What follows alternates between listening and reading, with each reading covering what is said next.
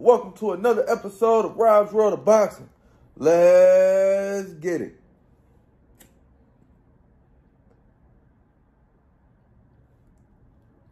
Alright, I want to get to this fight video. Get to the fight cards that happened over the weekend. Talk about some upcoming fights that's going to happen this upcoming weekend. And touch on the, well, probably not. If I have time, touch on the topic or two. If not, yeah. That's the layout. All right, without further ado, let's get into this video. First fight card I want to talk about. Well, I ain't going to get into the whole card because, yeah, you don't want to hear about the whole card.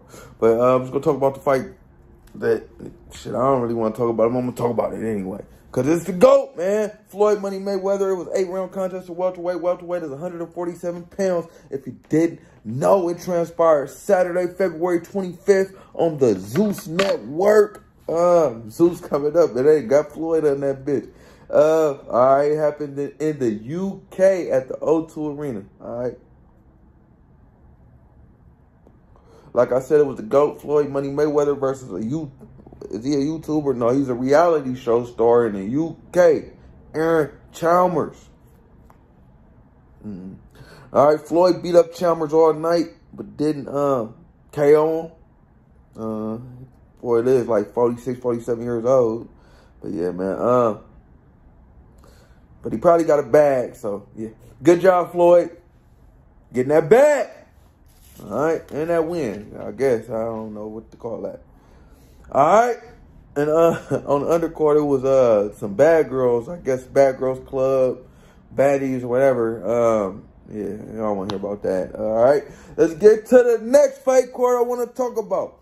It transpired Friday, February 25th. It was in Florida.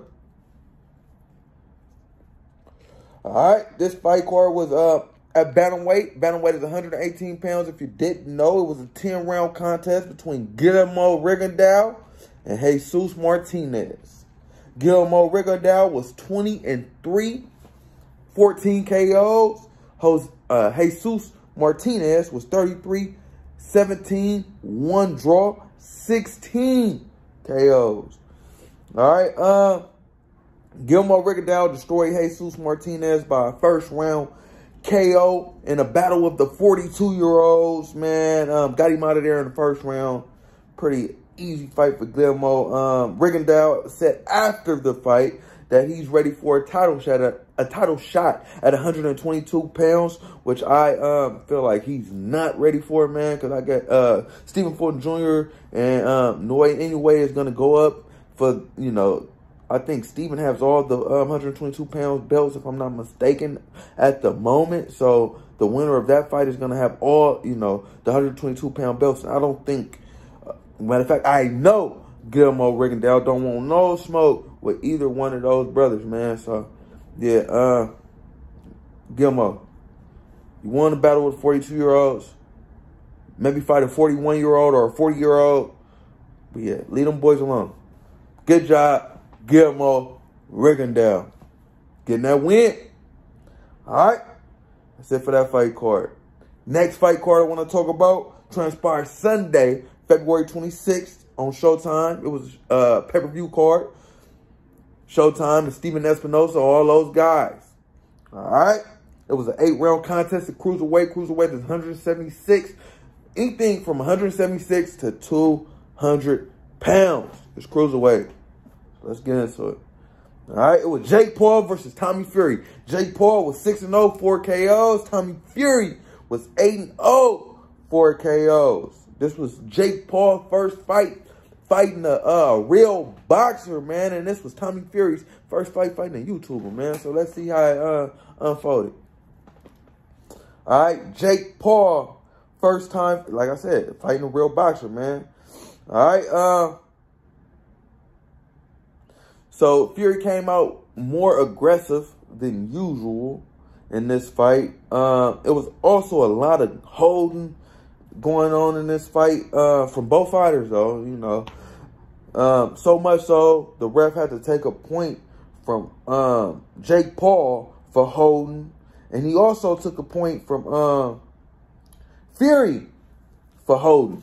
So, you know, both fighters were grappling a lot like it was a fucking wrestling match, but it wasn't. So, yeah. All right. In the 8th round, Fury actually got dropped by Paul. It was a flash knockdown. Freaking, yeah, man. But other than that, Fury jab was on top of Paul all night, causing havoc, man, feeding Paul nothing but leather and dictating the pace. And, you know, the momentum of the fight was in Tommy Fury's favor, if you ask me, just from, you know, just from that jab, man. Yeah. And the judges seen it the same way as I saw it. Well, a couple judges. 2 judges had it 76-73 for Tommy Fury, and the final judge had it 75-74 for Jake Paul, giving Tommy Fury the split decision win over Jake Paul, feeding him his first loss, man. And that was very, very shocking for me. I thought they was going to, you know, keep that money train going and give Jake Paul the win by any means. I thought they was paying these guys to take dives for, you know. So, shit, I guess they wasn't paying him. I guess Jake Paul was really knocking out UFC fighters and really doing what he was supposed to do in that regard. So, good job, Jake Paul, man, with the previous fights. And this fight, man, good job, Tommy Fury, getting that win, man. Yeah, man, it's a big difference between YouTube fighters and real fighters. I guess Jake Paul seen the difference in this fight, man. But, yeah, all right. It is what it is. All right. Let's get into the, for lack of better words, real fight that happened on the Jake Paul, Tommy Fury undercard, surprisingly. You know, it was a championship fight, actually. You know, for the cruiserweight belt of the world. Yeah. All right, it was Badu Jack versus Ilanga Makabu. I forget what belt Makabu has. I think it's WBC. I think so, but I'm not. Don't you know? Yeah. Don't send that home, man. Don't write that. You know, because I ain't too sure, but I think it was the WBC belt. All right. It was a 12-round contest of cruiserweight. Cruiserweight is anything 176 pounds to 200 pounds, as I done stated previously in this video. All right, it was Badu Jack versus Ilanga Makabu. Badu Jack was 28-3, 3 draws, 17 KOs, 39 years of age, and he was seeking his 3rd title in 3 different weight classes. And he's from Sweden. Badu Jack. His opponent, Ilanga Makabu, was 29-3, 25 KOs. He's 35 years of age, and he's from the Republic of Congo, and he's the champ. As I stated, I don't know which belt. I think it's WBC. Yeah. All right.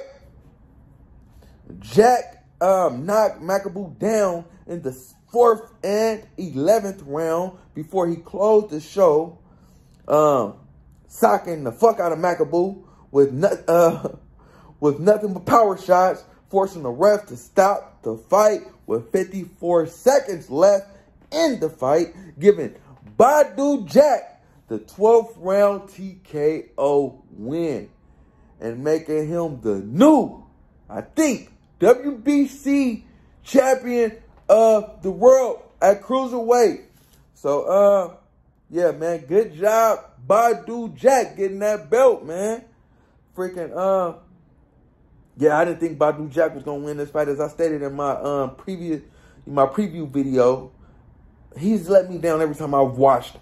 You know, maybe that's why he won this fight. Cause no lie, I didn't see the fight, man.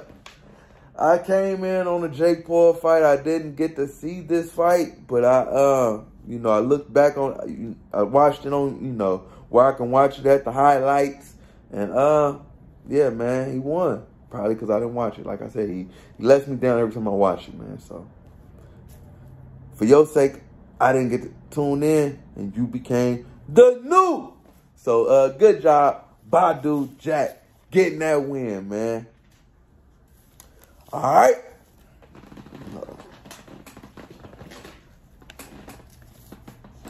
Next fight I want to talk about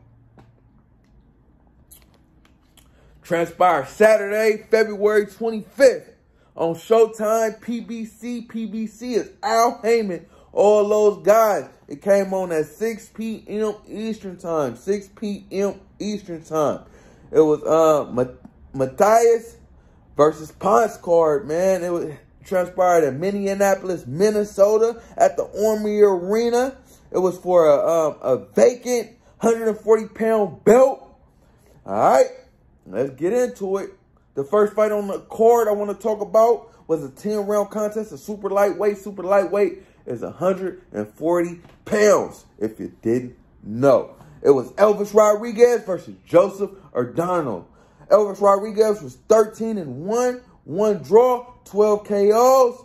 He's from the DR. Joseph O'Donnell was 17-1, 2 draws, 14 KOs, and he's Puerto Rico. All right, let's get into it. All right, a right hook from Rodriguez sent O'Donnell down in the 7th round. O'Donnell got rocked, stood up with another right-hand hook in the 8th round, man. So Rodriguez's right hand was putting in some work, man, and specifically that right-hand hook.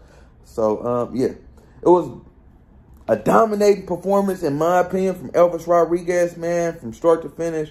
I feel like O'Donnell had his moments, but in my opinion, I feel like Rodriguez just, had a little much, man. He was winning most of the exchanges, in my opinion. All right, the judges had it closer than I had it, actually. One judge had it 94-94, a draw. I don't know what the hell fight he was watching. All right, and the other two judges, well, another judge had it 95-93, and the final judge had it 97-91. That was more of the fight that I've seen, so. All right, but nonetheless, it was a majority decision win for your winner, Elvis Rodriguez, man, getting that win. And, keeping his winning ways going, man. He said after the fight that he wants Regis Rougarou program, which I feel, shit, man, Regis got to fight somebody. So I guess that'd be a good fight for Regis. But I don't feel like Elvis Rodriguez, has what it takes at this moment in his career to get that win against a fighter like Rougarou. So I would suggest, if I was his handler, a couple more fights under your belt, then think about Regis. Think about Regis, but don't just jump into a fight with Regis, That's my opinion. But nonetheless, good win, Elvis Rodriguez. All right, next fight I want to talk about was a 10-round contest of welterweight. Welterweight is 147 pounds. If you didn't know, it was Jamal James versus Alberto Palmetta. Jamal James was 27-2, 12 KOs from Minneapolis, Minnesota. So it was a hometown fight for him. He's 6'1.5", very tall for the weight, man. You don't see too many welterweights above 6 feet, and he's 6'1". So yeah, man, that's a good advantage for him, against other fighters who was 147 pounds. Jamal James is the former WBA welterweight champion of the world. All right, his opponent, Alberto Palmetta. Alberto Palmetta is 18-1, 13 KOs. He's from Florida. He's a southpaw. He's 5'7". So Jamal James has a big height. Well, he had a big height, advantage over Palmetta. Like I said, he normally has over all his opponents. All right, and Alberto Palmetta was seeking his 13th consecutive win. Let's see if he can get it done against Jamal James. All right, Palmetta lost the first half of the fight, not getting inside, closing the distance, while James was flicking that jab out there, man, and dishing out a lot of leather, and Palmetta was eating it, man. Jamal James was actually boxing well, man, but he was exhausted by the 7th round, man, complaining in his corner, saying that maybe the COVID, because they said he had caught COVID 3 times, in his layoff, because they said it's also the longest layoff of his career. I think they said he was took a 16-month layoff, So, yeah, you know, that's a little lengthy layoff. And they said he caught COVID 3 times, you know, during the layoff. So he was talking to his corner man in the 7th round about how tired he was and how exhausted he was, you know. But maybe that was just something to do with his condition and his layoff. I mean, his lengthy layoff. And, well, shit, he had COVID 3 times, so that could be a factor too. Because off topic, man, no lie, COVID does have a lasting effect. You know, I know they were treating us like guinea pigs and just giving us a vaccine and, you know, or just, all right, you got it, now you're healthy. But no, when you get it, you're not healthy. That shit has a lasting effect. I had it. I haven't been able to run the same since I've had it. I've, you know, have had minor health problems since I had it. So, yeah, COVID does have a lasting effect on you. You know, but back to the fight. But, other than the fatigue, Jamal James, coasted, in my opinion, and won the fight easily. Yeah, man, and the judges basically felt the same way. One judge had to fight 99-91, and the final 2 judges had to fight 98-92. All for your winner by unanimous decision, Jamal James. I feel like Jamal James, you know, he put up a good showing against Palmetta, getting back to his winning ways. But I feel like Jamal James just don't have what it takes to beat the upper echelon welterweights. Man, he's kind of, for lack of better words in there, soft. In my opinion, he kind of soft in there. And he keeps his head on the line and in the air, i.e. Ryan Garcia. So I feel like, you know, he just putting his chin on a platter for somebody who's, you know, at the upper echelon of the weight division, man. So, yeah. But nonetheless, good job, Jamal James, getting that win. All right. Now let's get to the main event.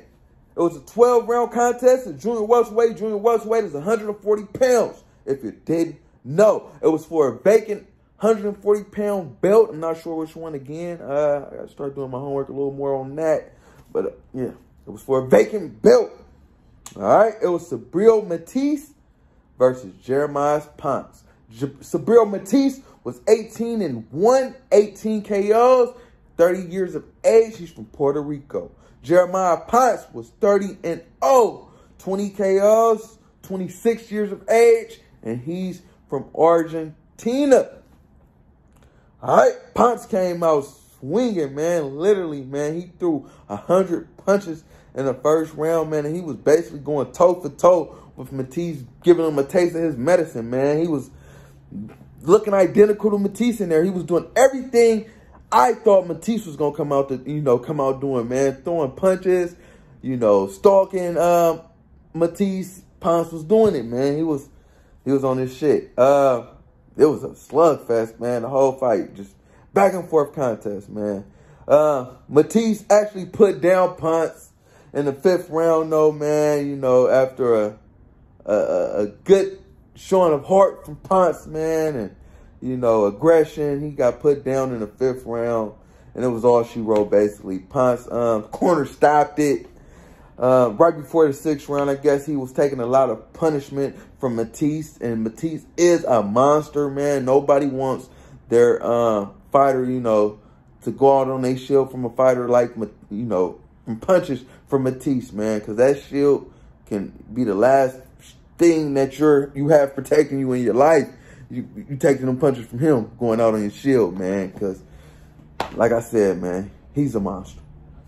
But, yeah, man, they called it a fight, giving Matias the 5th round TKO win versus Jeremiah Ponce, man, and making him the new, oh, there we go, I did write it down, IBF.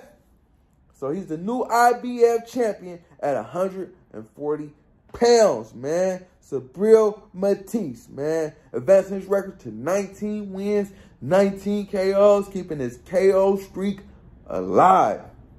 Good job, Subriel Matias, man. Honestly, I don't think nobody want to see Subriel Matias at 140 pounds to, you know, get that belt, man. Who want to come see this man and try to come take his belt, man? A man has died fighting this man. So I think everybody has that in the back of their mind. Because when I watch it, I have it in the front of my mind. You know, so, and shit, they fighting, they getting hit by this man. So I don't think nobody want to step in the ring with a man with that much power to try to take his belt, man. So let's see who gonna have the, you know, the cojones to step in the ring with Subriel Matias. Because now he's a champion. He don't have to come to y'all. Y'all got to come to him.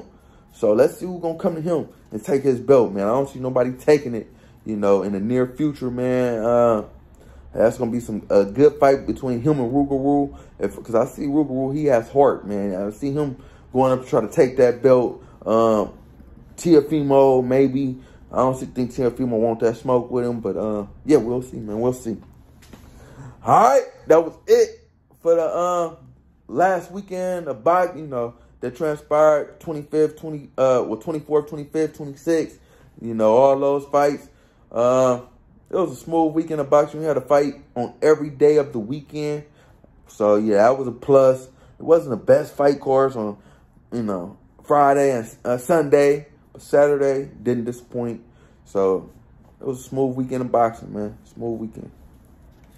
All right, this upcoming weekend, we got a light weekend of boxing. You got I think it's a fight card on Friday, and it's a fight card on, it's a couple fight cards on Saturday. I'm just going to talk about one fight card on Saturday. I'm not really too interested in the fight cards that's going to transpire on the zone. I get with Angel Fiera and his opponent, and Nunez, and on the undercard and all those guys. I'm not too interested in that, you know, so I'm not even going to go over it. If you want to check it out, check it out. It's going to be on the zone, 6 p.m. I'm not sure at the time, actually, but it's going to be on the zone.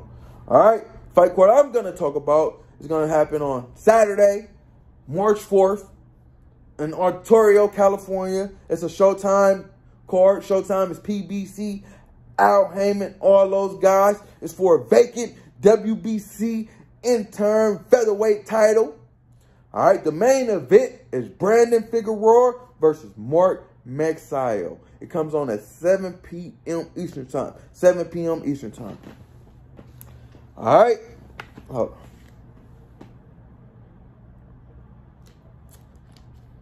right, let's get into it. The main event is a 12-round contest of featherweight. Featherweight is 126 pounds. If you didn't know, it's between Brandon Figueroa and Mark Magsayo. That's going to be a good-ass fight. Brandon Figueroa is 23-1, 1 draw, 18 KOs, 26 years of age. He's an orthodox-style fighter. He stands at 5'8" with a 72.5-inch reach. He's from West Laco, Texas. His only loss came against Stephen Fulton Jr. with Stephen Fulton Jr. was 19-0. And that fight transpired at 122 pounds. This is Brandon Figueroa's first fight at 126 pounds. So, yeah. Let's see if he can get the win against his opponent, Mark Magsayo. Mark Magsayo is 24-1, 16 KOs, 27 years of age. He's an orthodox-style fighter. He stands at 5'6" with a 68-inch reach. He's from the Philippines. His only loss came his last fight versus Ray Vargas when Vargas was 35-0. So, let's see if he can redeem himself, you know, and pick up another belt, well, interim belt, you know, against Brandon Figueroa. I feel like, quick prediction, this is going to be a good fight, man. Like I stated, both fighters are good fighters, man. Brandon Figueroa is a pressure fighter. He's going to come forward.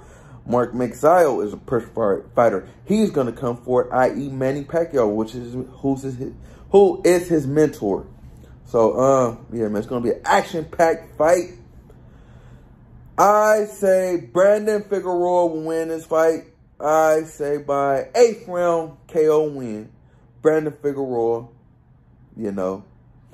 And he's going to become champ, man. WBC champ, beat Mark Magsayo. All right.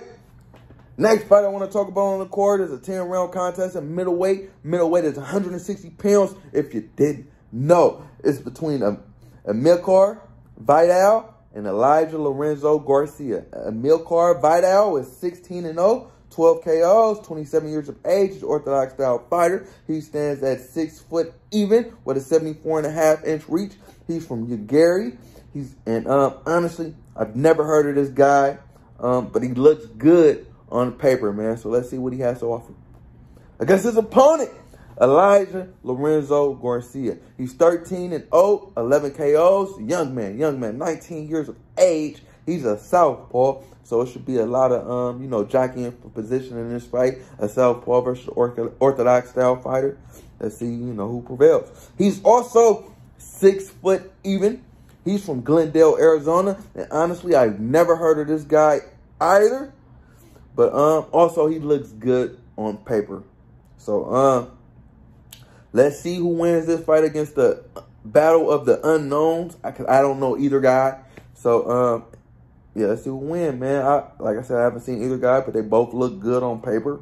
Garcia, he's 19 years of age. I would like to see him win, Hopefully he's a good, looking fighter, because that'd be big, man. A 19-year-old coming in, his record looks amazing. He looks like he has power. So, a 19-year-old coming in doing that with that much power, so that'd be something good for the middleweight division. But, yeah, man, I'm going to put my money on that 19-year-old with that power. But like I said, I've seen either guy, so I'll take that to the bank. All right. I'll say unanimous decision win. Well, fuck it. He got hell power. I said ninth round KO win for Elijah Lorenzo Garcia. All right. Next fight I want to talk about on the card is a 10-round contest. A middleweight. Middleweight is 160 pounds. If you didn't know, it's Jared Swift Hurd versus Jose Armando. Jared Swift Hurd is 24-2, 16 KOs, 32 years of age. He's an orthodox style fighter. He stands at 5'11.5" with a 70-inch reach. He's from Maryland. His last fight was unanimous decision loss. I repeat, a loss versus Julian J. Rock Williams, when J. Rock Williams was 26-1 with 1 draw. And he lost all his belts when he lost that fight to J. Rock. And that fight transpired May of 2019. His second loss transpired his last fight versus Luis Arias, when Arias was 18-2 with 1 draw, man. And I did not expect him to lose that fight. But honestly, Jared Hurd has been struggling, with his weight a lot lately. He's been going up and down, up and down. And he's been all over the place. And that's probably because he lost his father not too long ago, man. So he's probably dealing with that as well. I seen in his previous fights, man, he was very close with his family, his mom and his father. He's been living with his parents his whole career. I don't know if he has his own spot now, but he was living with his parents his whole career. So I know he was very close with his father. So that probably had a traumatic effect on him, man, losing his father, man. So, I'm not going to really look at these last 2 losses as the real Jared Hurd. So, man, hopefully he can redeem himself, and get back to his winning ways, because he was a hell of a fighter, man, hell of a fighter.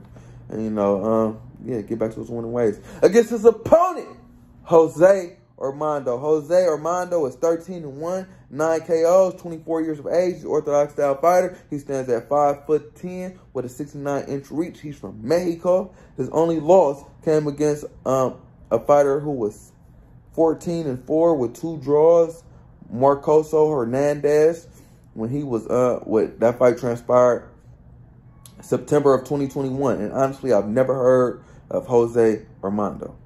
So Jared Hurd, man, you got your work cut out, man. Hopefully you can make easy work of Jose Armando. I say, quick prediction, I say, man, he's, I say a unanimous decision win for Jared Hurd, man. I ain't gonna put the knockout on him, like I said, because he's haven't been Jared Hurd lately. But I will give him a unanimous decision win, get his win back, and just get his feet back under him and get that win against an unknown, So hopefully that transpires, for Jared's sake. All right, that's it for the fight. Well, like I said, other fight cards, I'm not too interested in them, so I'm not going to talk about them. This is the fight card I'm going to check out. I'm very interested in this fight card, very, very interested in this fight card. It's one of the best fight cards, that's happening, in 2023 since the Gervonta Tank Davis fight card. So, yeah, man, I'm interested, and I'm going to check it out. All right, in other news, Tony Harrison has arrived in Australia for his March 12th showdown versus Tim Tszyu, you know, and anticipation of a Charlo rematch, hopefully, or a Tim Tszyu title shot at Charlo, you know. Those two guys are gonna show, you know, face off and, you know, fight each other. So I'm looking forward to that fight, March 12th, man. Boxing is about to start picking up, people. Like I said, 2023 has been slow, but it's about to turn around now. Like I said, this upcoming weekend of boxing, good weekend. Weekend after that, amazing weekend with the Tony Harrison Tim Tszyu fight, man. So yeah, man, yeah. But yeah, like, comment, subscribe, all that shit, people. Rise World of Boxing. Yeah.